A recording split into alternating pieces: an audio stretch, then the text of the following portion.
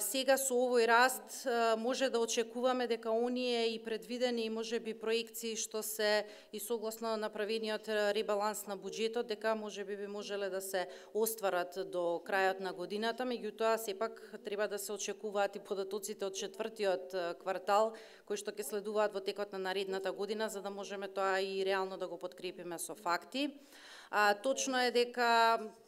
кога стануваше збор за градежништвото, да, активностите беа успорени од X причини кои што ги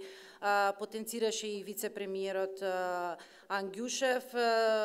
Во рамки, знаете дека Издруженијето за градежништво во рамки на Стопанската комора на Македонија имаше и средба со министерот Цугаревски на оваа тема. Се разговараше меѓу другото и во делот на она што беше проблематично околу пролонгираниот рок на ревизијата на деталните урбанистички планови, меѓутоа тоа се процеси кои што треба да се заокружат